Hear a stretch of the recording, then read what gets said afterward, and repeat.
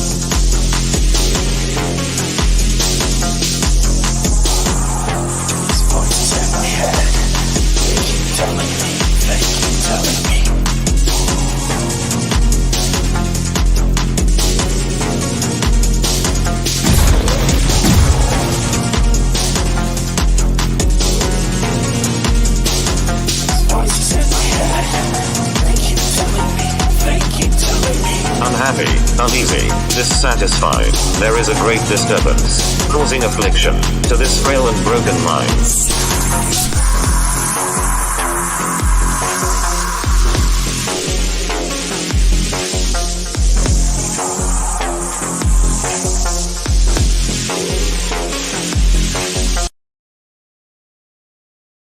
Seconds to curtain, folks.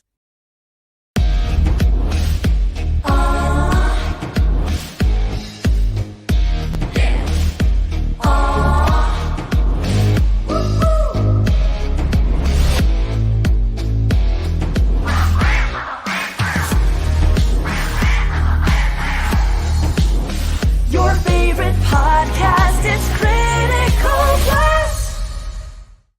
Ladies and gentlemen, Mr. Eric Ninaltowski. Thank you. We have the best studio audience. They're very active right up front, except for Darkside, who is asleep right now. He's going to come back and watch the show in reruns. But thank you for leaving us a note, Darkside, so we can say hi to you. We appreciate that. Eric, how you doing tonight, man? Good. Doing well. Yeah, man. Thanks for having me. It's good to finally meet you in person. Yeah, it's like I'm the one who's honored because I'm on Twitter all the time. It's second home, and everyone's talking about all the CG kings, and then there's always like, have you seen what Eric Ninaltowski's doing? Oh, I got Eric on my book. Oh, I'm like, and now he's here. He's on my show, and he'll probably never come back, guys. So we'll see how it goes. No, just kidding. Yeah. If the crowdfunder goes backwards, it's happened. So we'll see. Hyper Potato is here. Glad to see you. Hyper Potato was clapping. He was the one clapping the loudest. Yes. Awesome. I saw you there. So I'm a little. I've got questions. All right. Because I'm looking at a book called Shadow Sentry Origins, and I didn't see Shadow Sentry show up anywhere. So I don't know who this person is, or if it's not even a person, if it's like a group or a world or what's the elevator pitch on this, man? It is a universe, and it's basically an X-Men meets the Matrix superhero team book with a supernatural twist. So you have humans who have near-death experiences, and when they come back from the other side, they bring back these paranormal supernatural abilities with them, and thus are born the Hellborn and the Highborn. So, and the dominance struggle ensues, and there you go. That is the Shadow Sentry in a nutshell. Does anybody know that that's happening, or that's how that's happening? Not yet. Okay. So, because I'm thinking if that's something that got public, can you imagine? It's like, hey, these people almost kind of died, but came back from being dead. You'd have like, what was it, Sleepers? That film where they kept trying to die and says, okay, you got to revive me in 4 minutes and 32 seconds. Right. And I'll come back and tell you everything I saw. You'd have people doing that all over the place, trying to kill themselves, and probably most of them fail just to come back with powers. Yeah, no, it's pretty much under wraps right now, but part of the story is, it might be getting out soon. Although in Commander Noble's backstory, which is going to be in the origin story here, it kind of gets into that a little bit where somebody finds out, and then it's like, oh, maybe we can create our own superheroes and all that good stuff. So yeah, because people are stupid. They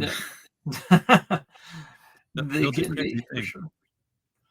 So you've worked on other comics, so I mean, this is not your first foray. Is this your first solo outing? Yes. Mm-hmm. And when I say solo outing, you've got a team working with you, of course. But so how did you break into comics? I mean, where would people find the first issue with professional Eric Ninaltowski work in it?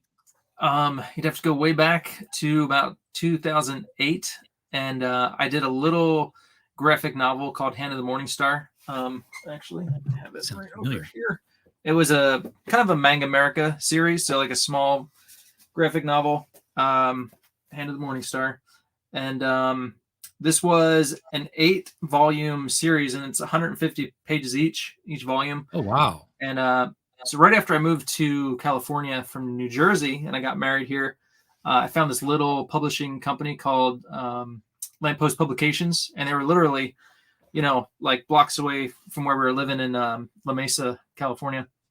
And so, being an artist and I wanted to get my feet wet, I did an internship with them for a while. That's where I met Mike Miller. I met Brett Berner, who published, helped me with the publishing of the first Shadow Sentry book. And so that's how I got my first start there with that. So that was like over 1,000 pages. I took over for Mike from like book 2 on to 8. So 6 volumes. So I got a lot of great, just learned a lot from drawing all those pages. Then after that,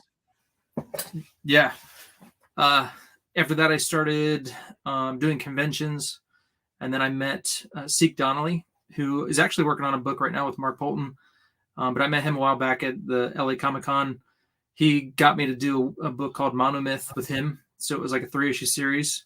Omar Spahi was the guy's name. He just started like a small comic company.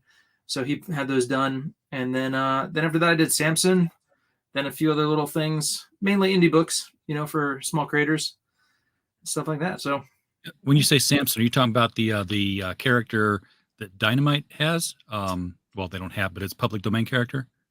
No, like the biblical Samson. It was like a biblical adaptation. Oh, okay. Samson story. So, I mean, supposedly that's the same character in these books, but Oh, okay. No one believes him. Eric is one of the best indie artists. Glad to see him doing his own thing. Yeah. Okay. Well, there's a ringing endorsement.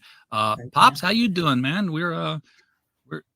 I'm sitting here in the rain and the lightning, and we're hoping the power doesn't go out. I've been really lucky though. For some reason up here on this mountain, it's like tornadoes don't have the energy to get up here. Lightning doesn't take out the power. I lose internet very rarely in a storm, and it's usually some other place in town that caused it. But, right. Trees falling and stuff. Yeah. Well, had that. Yeah. I mean, I am on a mountain. When the tree falls, we don't go anywhere until the snow's gone and the tree's cleared out. Because you can go down the mountain, you ain't coming back up. You might as well sleep down there on the street until everything's cleared, because you won't get back up. Yeah. So when did the comic book bug bite you hard? I mean, you were, you told us how you got started professionally, but when did you become a fan? That's way back when Eric was probably 8-9 years old. I remember in elementary school, that's when I first got hooked on comics. Some friends were drawing and I saw what they were doing. I'm like, hey, can I join you?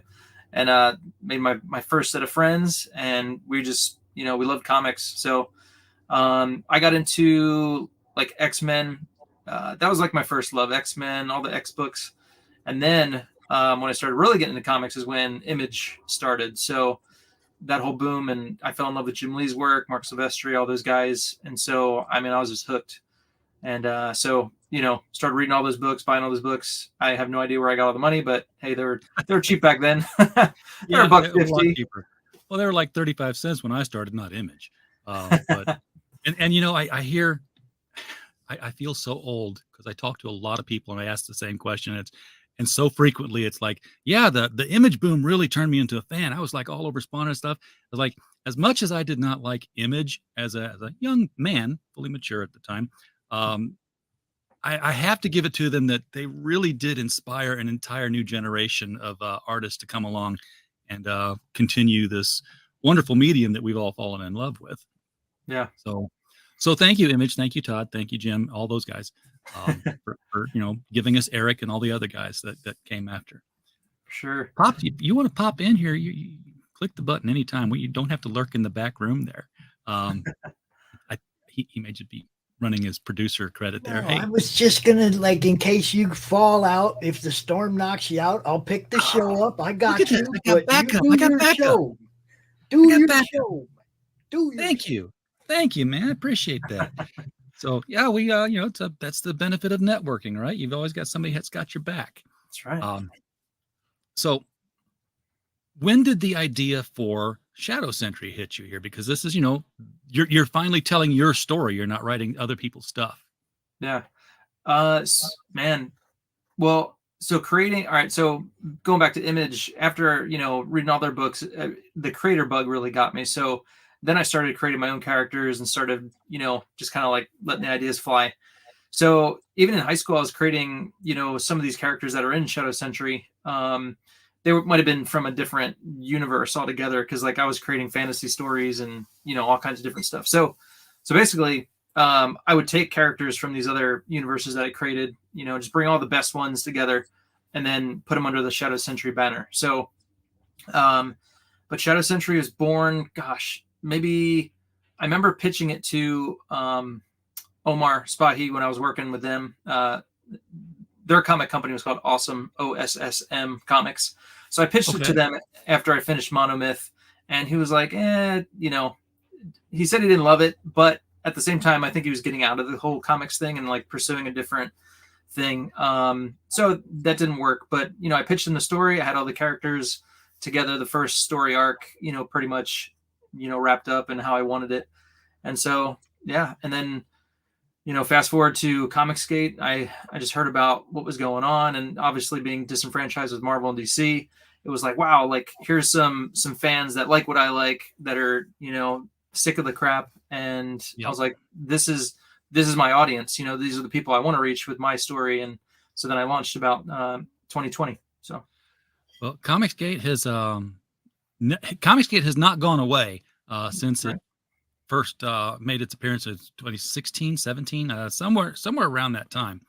And I don't know, people have different times that they say it started with, these guys on YouTube, or it really started with this guy. It's here. That's what it matters. And we just discovered today that the third crowdfunding option out there for comics, which was crowdfunder that couldn't afford the E in the URL.com, they have explicitly stated on camera, no Comicsgate on our site. We will not platform you. So as opposed to Kickstarter, which just kind of hushes things and doesn't say why, and Indiegogo, which just shadow bans you and goes radio silent. Yep. At least Crowdfunder had the balls to say, yeah, we don't like you, go away. It's a little cowardly, but at least they told us to our face that they don't want us around. So, fine, we'll quit flirting with you, and we'll continue to hope that Indiegogo will wake up and take us back. But there is of course the fourth option. There's a site getting ready to launch in about 3 weeks. It's had delays upon delays. I've been talking with the people who are behind it. I'm aware of a lot of the stuff. And then there's finally been we're just going to chuck it and go the other path that we had, Plan B. And it's going to be launching in about 2 weeks now. And that is these guys.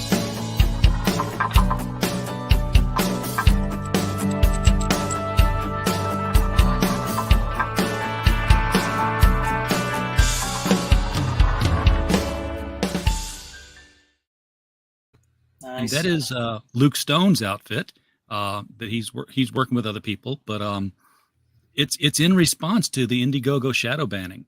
It's going to be open to everybody, and we're not going to take you down just because angry people call us up and say, "Hey, did you see what he said on Facebook?"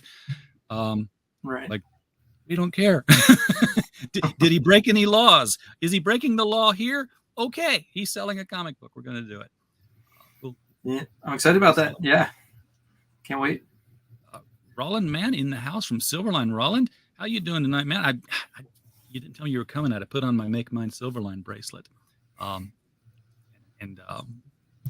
I said it. I said it on the air. So there's your promo.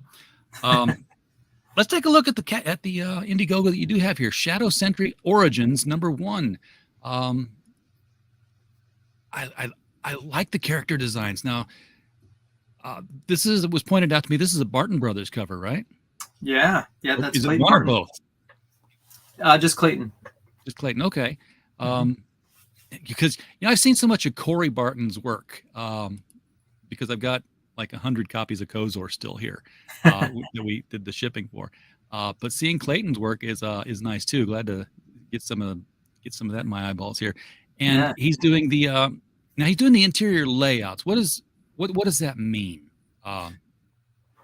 So when you're first setting pencil to paper, or in Clayton's case, pen to the tablet, you're you're figuring out where the panels are going. You know, you're kind of laying everything out where the characters are in the panels.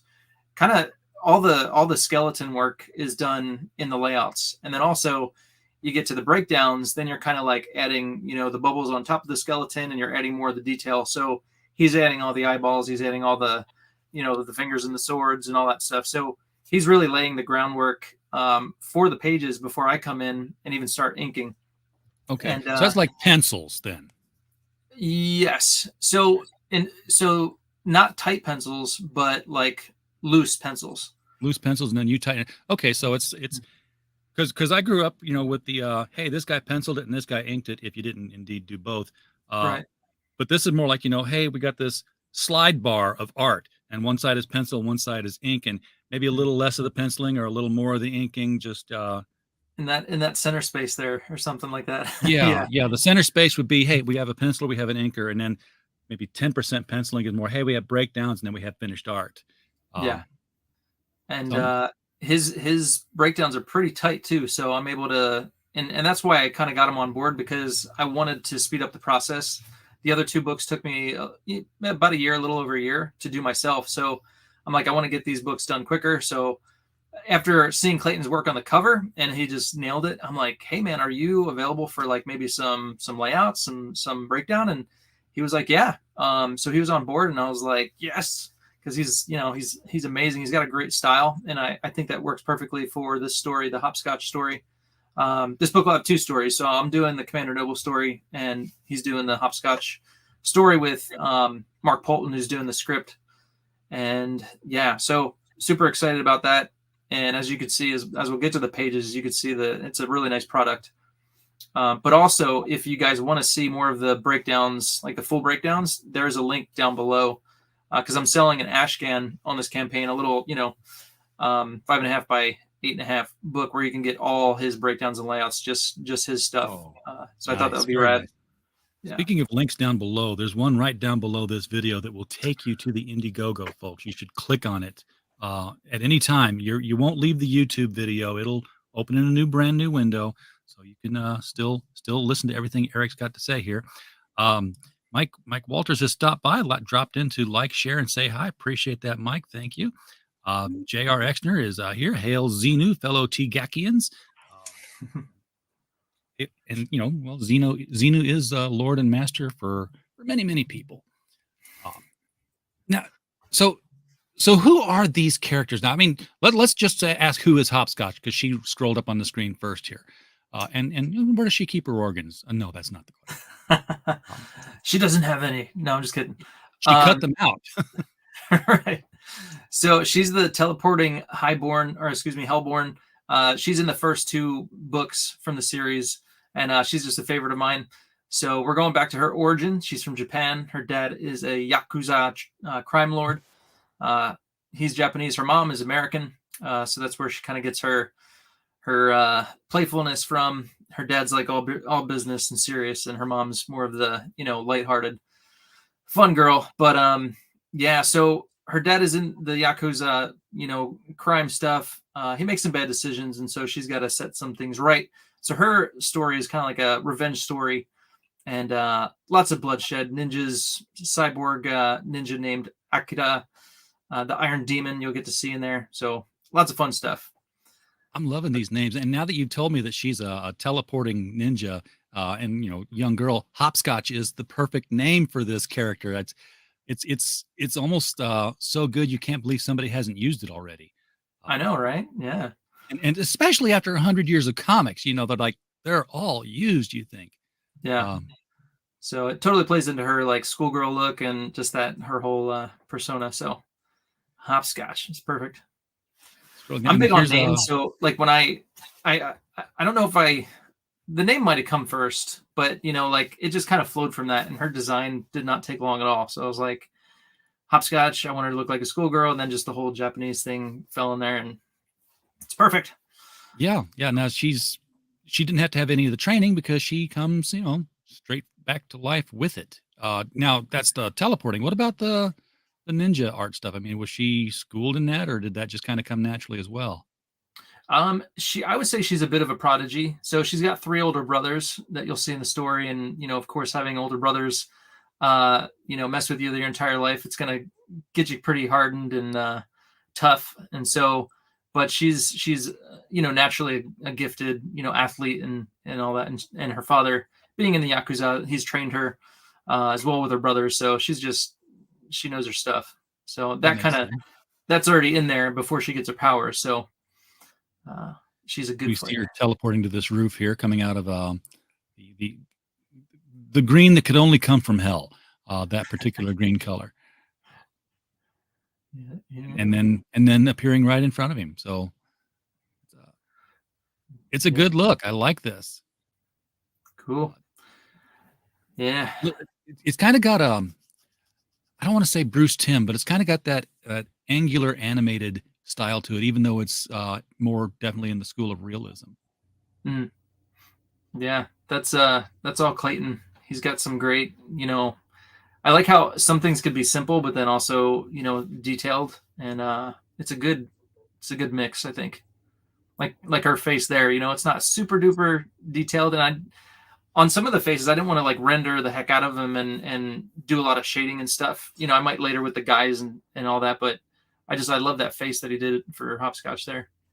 Yeah, and so much of it now can be done with the colors. Now that we've got computer coloring, it's not just the flat 1970 flesh tone all the way across. Right. Yeah. And then we have Commander Noble. Now, this guy, he definitely has that familiar 90s look to him. I only wear one shoulder pad of armor because it looks cool because it's an eagle. He has both eyes. I had to double check because that's such a popular thing too for this kind of a character. And pouches everywhere. Yes. The pouches, I take it, are not his power. Correct. No. He is indestructible. So he's the leader of the Shadow Sentry. And so in the first 2 books, I get into a lot of, history that I kind of allude to, like, oh, him and this other Hellborn Vengeance go way back. So I'm going to start to tell that story and kind of give you the backstory between them, and then also how he got his powers, which is here. Right after 9/11, he goes to Afghanistan and he gets ambushed and he has his near-death experience. And then you'll have to read the book to find out what happens after that. Yeah, but I can see that, he's got bullet holes in one side of him here, and they're not doing anything. Yeah. Now, you brought up twice the concept of Hellborn and Highborn. Are they at odds, or are they just different formulas? They are at odds, yeah. So Hopscotch is Hellborn. Correct. Mm-hmm. And that does that, but being at odds, does that mean that she's a villain, or does that just mean that she's on the other side? Kind of like she's on the other side, but obviously she's bought into their whole, what they're all about. So, but again, that leaves room though for character development and all that stuff. And, who knows down the road, maybe 1 or 2 could turn and become good, maybe. And the thing is, even though they're Hellborn, that doesn't mean they can't, turn from the other side or, become good, which is something to play with. Something that always kind of messed with me when I was very young was I was reading Marvel and DC all the time. I lived in Sparta where they printed all of them. And I was reading, Jack Kirby's The Demon. I was reading Marvel's Son of Satan and Satana, the Devil's Daughter. I'm like, wait a minute now. Why am I rooting for these guys? Shouldn't they be like, super? But they were always taking, characters from hell or from the devil and turning them into the hero versions of what they, defying their father, Right. using their hellfire in the name of good. Yeah. It reminds me of Spawn, too. Yeah, exactly.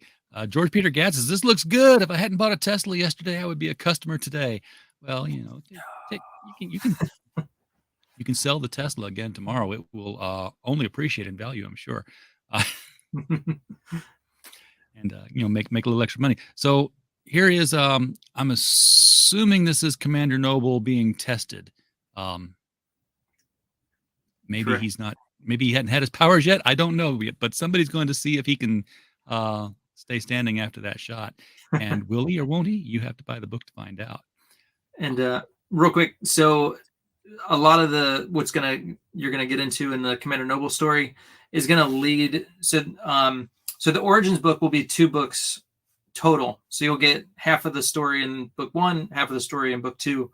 But so the way I've laid it out, basically, this is going to set the groundwork for Shadow Sentry book 5 in the regular series. So that way, after the first story arc is done, this is going to be like the launching pad for the next story arc. So you're going to get all the background, going to see some new characters, and then in pops this new group called the XI Hunters, who are hot on the tail of the Shadow Sentry. So I'm seeing 2 books here, but I've apparently missed 4 already. Say what now? You got the 2 books here that are going to lead into book 5. So did I miss 4 books, or are these the collected versions of the 4 books? Oh, no. So I've only got 2 in the regular series. So I'll have this Origins book. I'll do number 3 in the regular series, and then another Origins book. And then when we get to number 5, it'll kind of like go together, if that makes sense. Okay. So laying some subplot groundwork here that's going to pay off a little bit further down the road. Exactly. I see what you're doing, Mr. Claremont.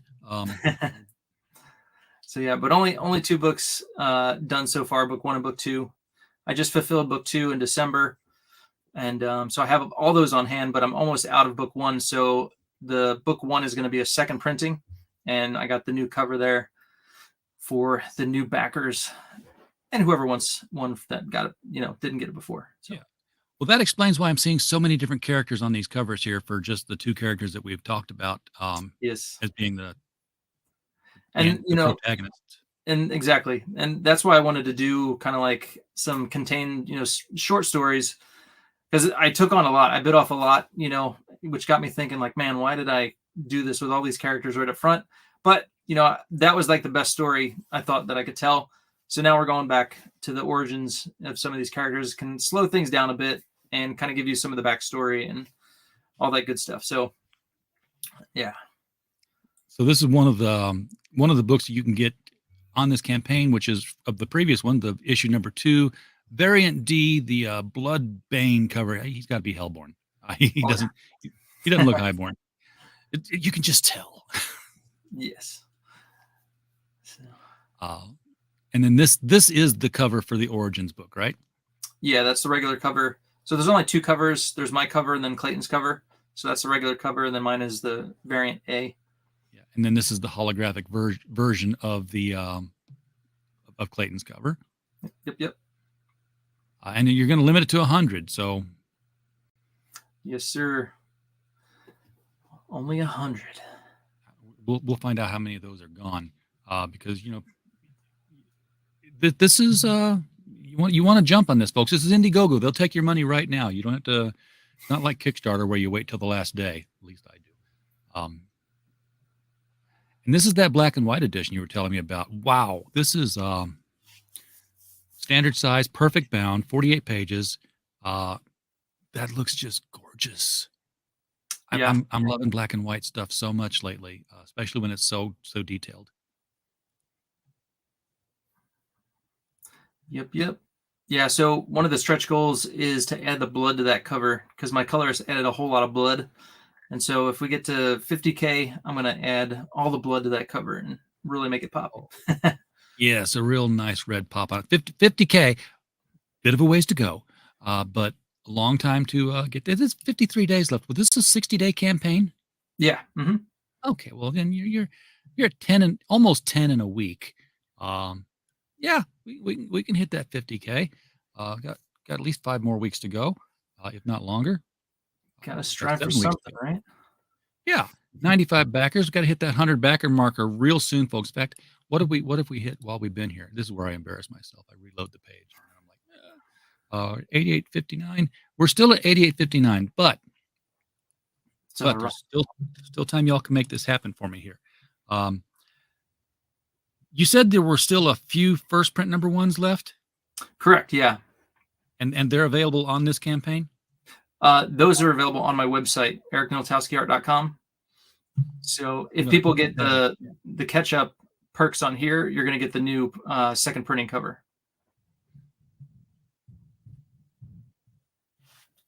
Correct, Ninaltowskiart.com. Putting that out there because people have said they must own this first printing art. So you will, while you may not see something come through on the campaign, you should see something come through on your website. Yeah. So the links are, there's actually a link in the campaign page though. I let people know if they don't want to wait, they can get the first 2 books like right away and then just wait on this one. Oh yeah. That's a great idea. I don't mind waiting. I like to get them all in one big bundle. Now I have something to sit down and read all afternoon. So what is the difference here between the black and white edition and the secondary one I'm seeing below? Is this just more information on the same book? That is the Ashcan. So if you guys are not familiar, it's kind of like a 8.5 by 11 folded, and it's like a smaller book. So this is actually a preview that everybody got that back book 2. And this has got basically what you'll get in that Ashcan, all of Clayton Barton's breakdowns and layouts, just his breakdowns and layouts. And you can check out all his work on there. So that'll just be, so that's going to be like 24 pages versus, the 48, but it'll just have his artwork in there for people who just like to look at the background stuff and see behind the scenes. As an artist, I love looking at that stuff. So that's why I did this perk. And if you want to see a free sample, you can do that. And basically you're going to check this out right here. Got a link also for the art lover. What is this? Get the Art of Fan Art Friday, Volume 1. What is Fan Art Friday, and what in the name of China does it have to do with Shadow Sentry Origin? So every Friday on my YouTube channel, Eric Ninaltowski Art, I do a fan art drawing stream. So basically the first person to comment with a character of their choice, I draw it live on stream. It's usually about an hour and a half sometimes. I draw it. And then if you want the artwork after I'm done, you just pay the shipping and handling, and I will send it to you for free. So that is Fan Art Friday. I've been doing that for, I guess maybe 2 years now. So I've got a lot of artwork, and I'm going to contain it in this first volume for everybody. And it's got, characters, obviously, like the Power Girl, and who else do I do? All those characters, but then also a lot of characters from, CG, some smaller indie people that you might not know, and you can find out about them in there. Now I'm going to have to tune in because get myself in line so I can add your work to my growing Batgirl collection. All right. It's an accidental collection. I went to my first con, and for some reason, when I met my first pros and got my first sketches, I wanted to see something that they hadn't drawn before. And Batgirl was always the Yvonne Craig Batgirl, mind you. That's the one that kicked me into puberty. So that it stayed. And I just bought 2 drawings that first con, and they were both Batgirl. And I was like, I just wanted to compare them and see them. And then I got home, I was like, well, now there's a pattern. So over the years, that's what I've had everybody draw, indies and pros, and it's just hanging up all over the place. That's cool. Yes. Batgirl, Hyper Potato. That's the one. Whose Baby Are Ya? If you know the theme song. That's a little bit of trivia there. Hyper Potato's gotten a few of my art pieces. He's gotten recently I did Scarlet from G.I. Joe, but gosh, he's got a Sergeant Rock, and what else? He's got a bunch, man. Yeah, I was such a big DC Comics geek. I don't know what it was about Marvel. I had access to both. Like I said, they were all printed at the same place. But something about Marvel Comics as a child gave me a headache. I had a physical response to Marvel Comics. And I think it was just because of the inking style, the way they were printed. There was like so much more ink, and it would just hit me, and I would get ill reading the stuff. That's not good. Yeah, well, it's this physical stimulus that says, "Oh, don't." It's like when you're hypnotized to believe that your cigarettes taste like dog shit. It makes you quit the habit real quick. So this is some of the fan art here that we're looking at here in this collage. Correct. Yeah. Some He-Man, Ash. There's a ARO, Shredder, and then forget the girl's name with the wings. I want to say Evangeline or something like that. But anyway.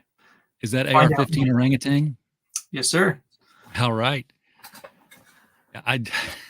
But Mo Biggs hates me because he never requests it. Oh, other people always request it, and he doesn't get one, so he's mad.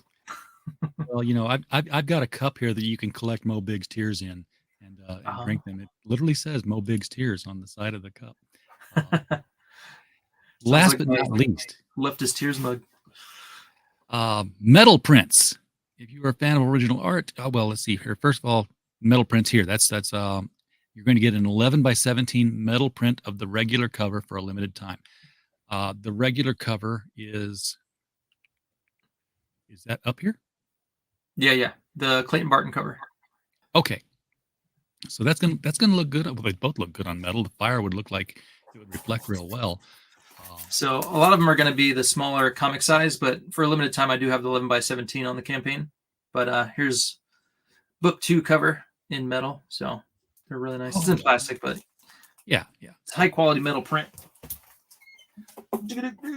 Who are you getting your metal prints from? Not that I'm endorsing anyone, but I know the different people who do it. Yeah, I use, depending on what I need and how fast I need it, I'll use Fairy Metal, or there's a company in Wisconsin who, I think it's AAA printing, something like that.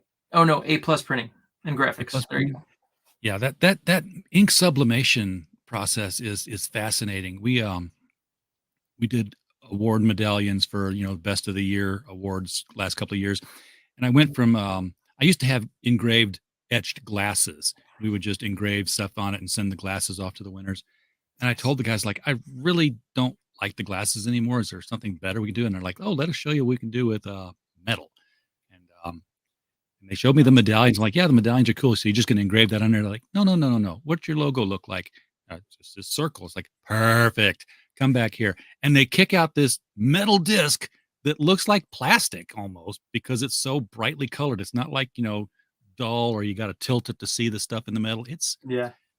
And I was like, oh, that's a plastic disc. They're like, yeah, watch this. Picked it up with a magnet. It's like, oh, that's cool. That's cool. Embedded it into the medallion and away we went. You can print on anything these days. The other printing thing I've seen lately, you know how people, you get that silver metallic ink on the cover. So you got like a little bit of chrome reflection. Mm-hmm. There's a printer who has a printer. That sounds redundant, but there's an organization that has a machine. That's the printer with a printer. And the machine prints that silver metallic ink on the interior pages. Wow.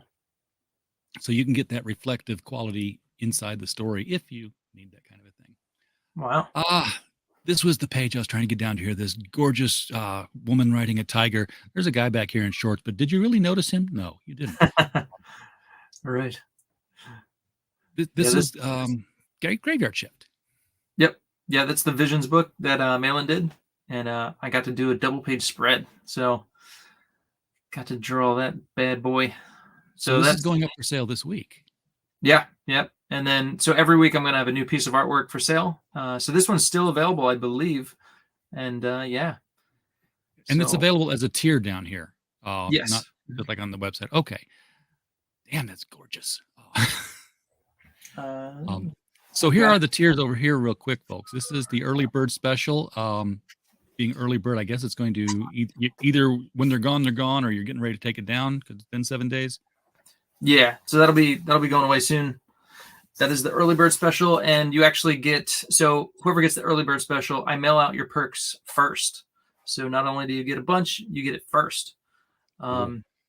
So it's not quite everything that the campaign has to offer, but it's very close. Yeah, there's a lot. This thing is loaded, guys. This is the stuffed burrito of the entire package here. I think pretty much the only thing you don't get is the holographic cover, but you can upgrade if you want to in the add-ons. Yeah, I was gonna say just add it on in the back. You can get the digital edition of this for $12. Digital PDF, which means you will own it. You're not buying access to read it online somewhere else. The black and white edition pops up first at $20. 48 pages. That's a deal. That's a deal for it's going to be it's not limited, is it? It's just going to be printed to order. Okay. Yep. And then the 25 for the regular cover. That's the Clayton Barton cover. Mm-hmm. And then 25 also for the variant A cover.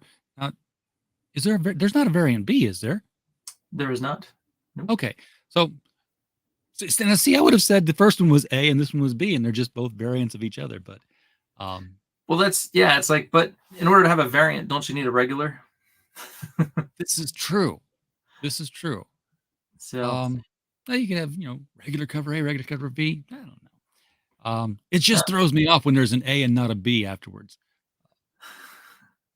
What was it? That whole Chicago manual of style says if you're going to do bullet points, if you've only got one bullet point, it's not a bullet point. Just kick it off to the side. It's its own thing.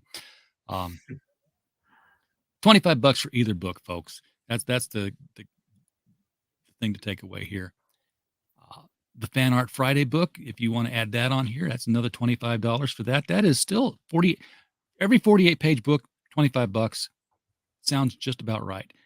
And this is a bit of a different size too. I've noticed that. Yeah.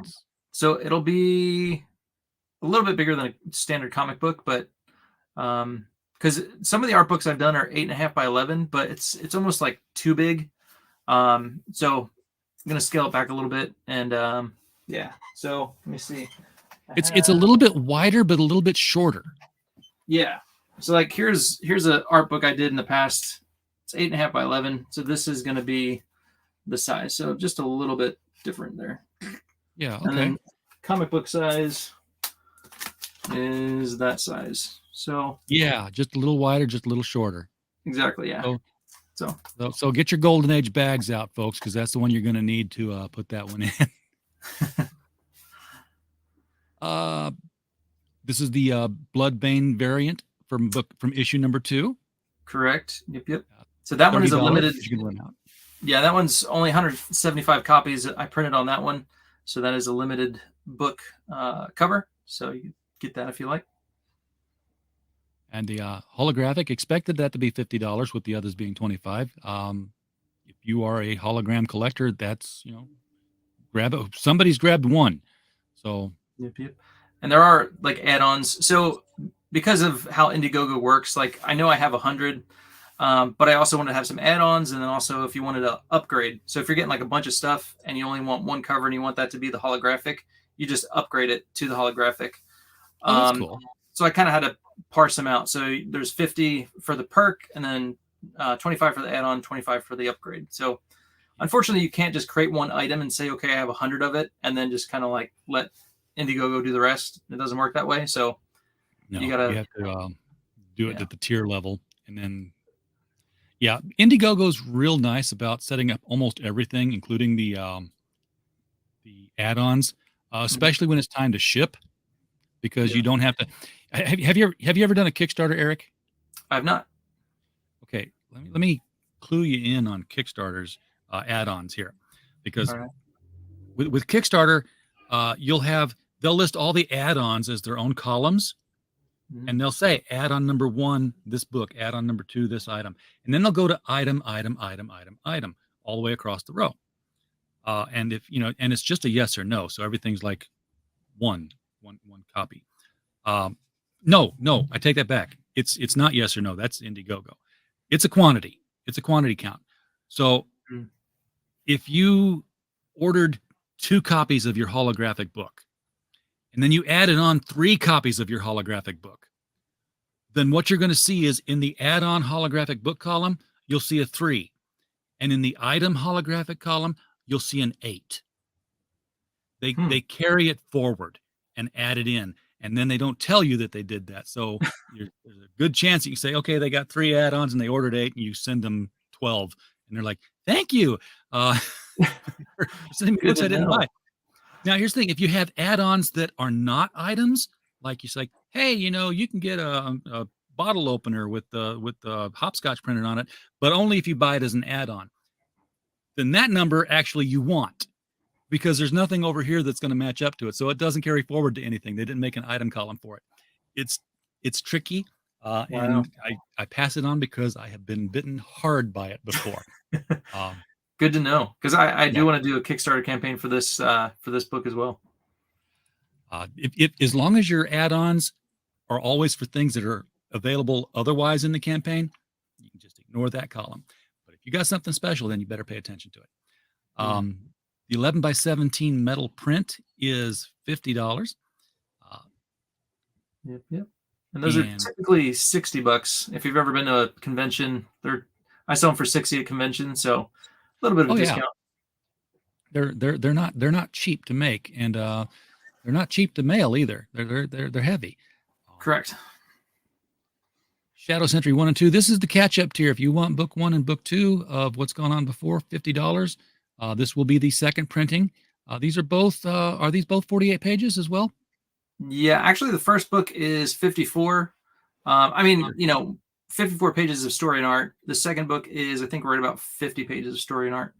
Okay, so bigger books, less than $25 each this time around, folks. So, it is $25 each, but you're getting more pages, less per page if you do the math. If you're that kind of a geek, right? You can get all the metal prints. Wait a second, all the metal prints. I thought there was only the one. Well, no. So these are the small comic size medals, but that one in particular is 11 by 17. So that is a big boy versus these are the small comic size medals. Okay, so these would fit in your comic bags. Yep. You want them all. You won't spend $150, folks. Get all the prints. Hang that art on your wall. Make it nice and shiny. You have a retailer's exclusive. How do you market that? I mean, I know people come on here and they try to get backers, but how do you plan to reach out to retailers with a crowdfunder, other than like hoping they show up? Yeah, I mean, obviously, if you know them, I've got a few stores in my neighborhood I can go to and be like, hey, I got a Indiegogo campaign if you want to get some.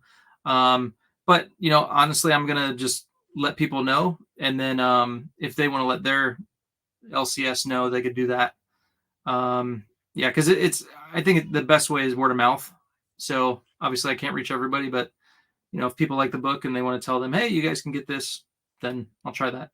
Okay, so guys, if you want to help Eric and help your fellow local comics fans that you know and talk to, if you want to help them get a deal on this, collectively go to your comic shop and show them this and say, hey, here's, all 5 of us will buy these books from you if you buy the books from Eric.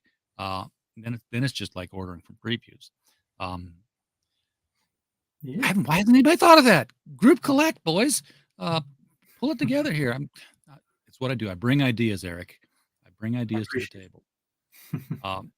$300, you get drawn into the book and then unceremoniously killed. No, I'm kidding.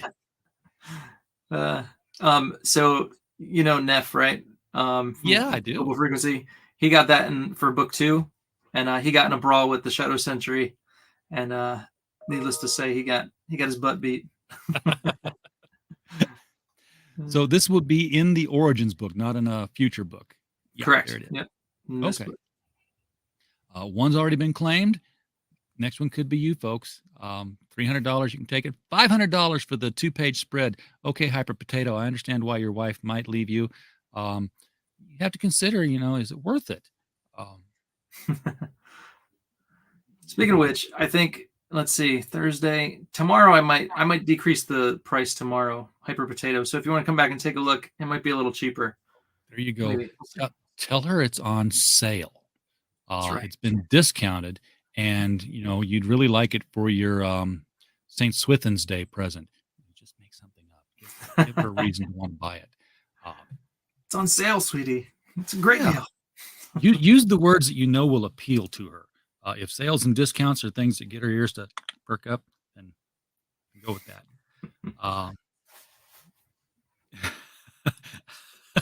I know, but my wife is hot, so okay. Yeah, that is yes. He's a very smart man.